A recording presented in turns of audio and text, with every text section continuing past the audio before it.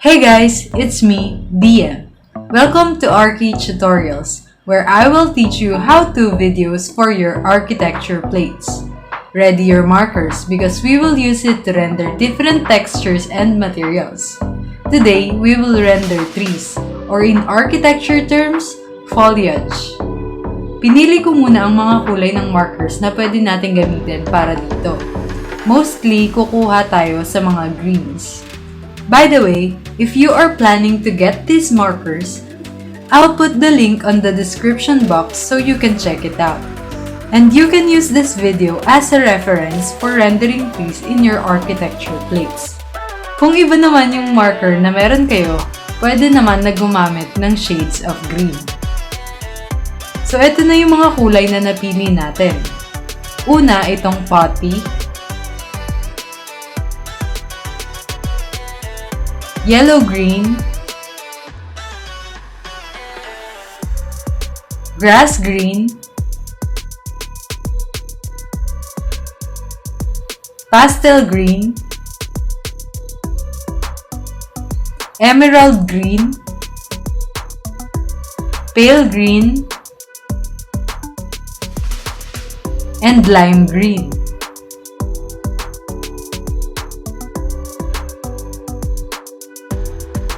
Mag-drawing muna tayo ng iba't ibang klase ng trees. For this video, plan view ng tree ang gagawin natin. So, magsisimula ako by creating circles. Itong circle na to ang magiging guide natin to distinguish yung boundary ng leaves. So, 5 klase pala yung gagawin natin. Itong unang tree, yung malalago yung mga dahon. Sunod naman ay may variation sa leaves. May mga kumpol na maliliit at malalaki. Itong pangatlo, puro branches lang.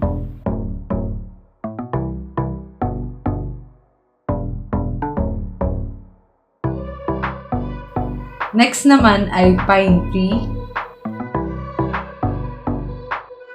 And lastly, coconut tree.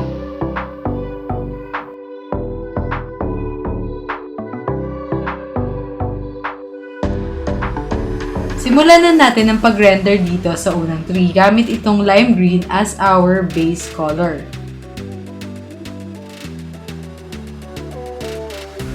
I-fill lang natin ang buong area in a circular motion para hindi flat yung mga dahon. And in this way, hindi natin isa-isang dinadrawing yung mga dahon pero mukha pa rin siyang marami. Then after that, kuhain na natin itong grass green to shade. Ganun pa rin yung ginagawa kong stroke.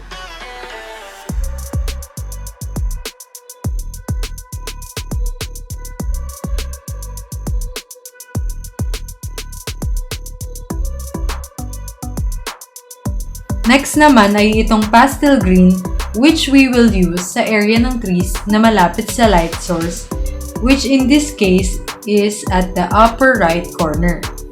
After that, ginamit ko naman itong Unipin to create details and lines.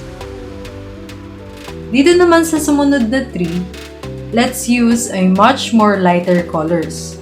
We will use pale green as our base,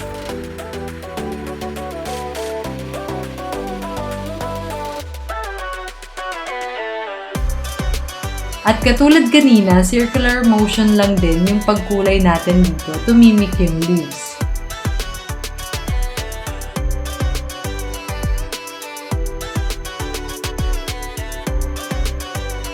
Gagawin ko namang pang shade itong lime green at ilalagay lang natin siya sa farthest part mula sa light source.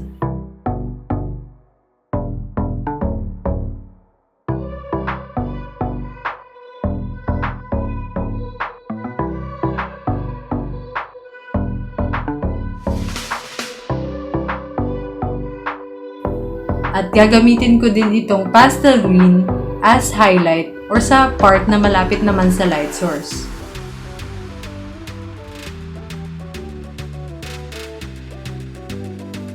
Using Unipin, i-drawing lang natin ang mga details.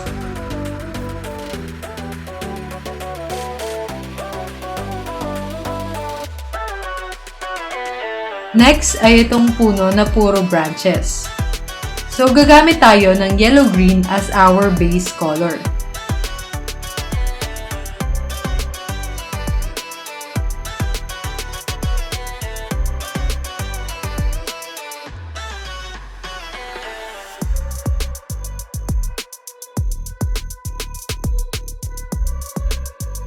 Next, gamitin natin itong putty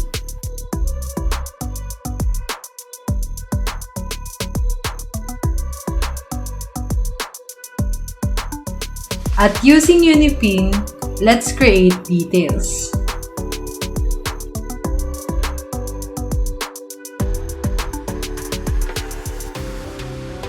And grass green.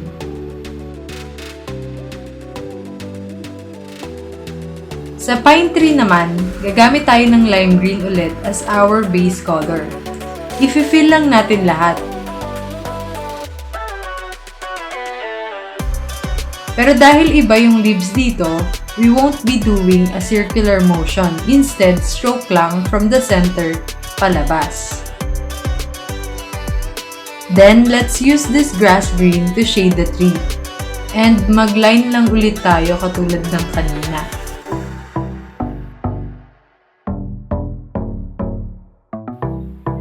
Using emerald green to deepen naman at maging vibrant yung green ng pine tree natin.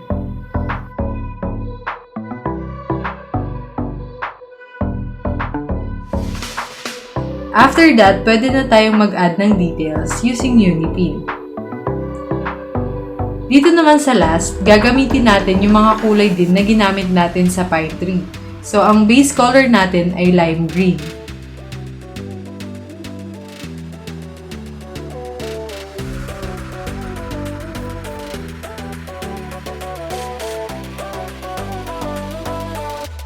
Then, i-shade natin yung tree gamit itong grass green.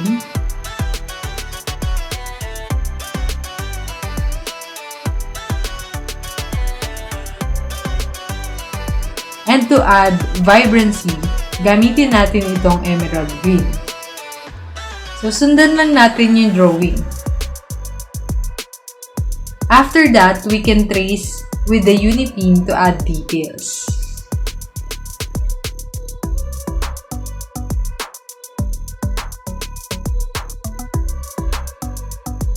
Gumamit pala ako ng warm gray na number 3 para sa shadow ng tree natin.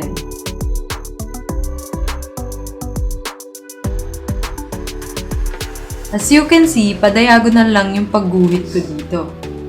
This cast shadow creates depth sa render natin.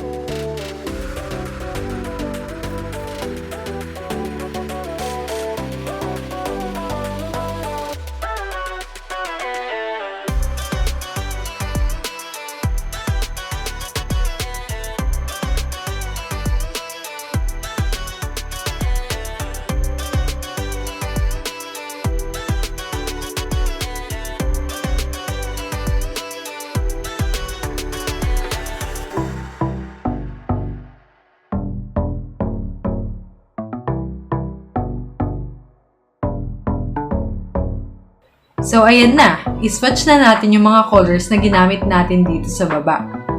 Sa una, gumamit tayo ng lime green as our base color, grass green,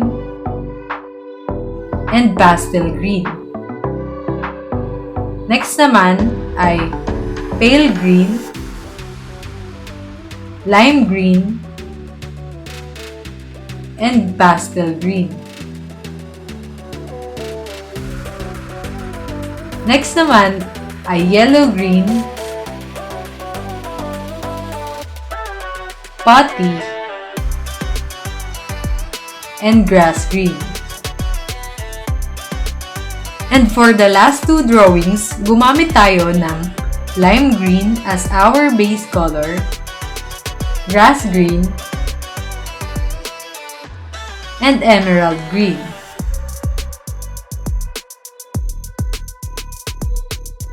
At ito na yung result. Kung nagustuhan mo ang tutorial na to, don't forget to like, comment, share, and subscribe to my channel. And follow me on my social media accounts. Thank you for watching!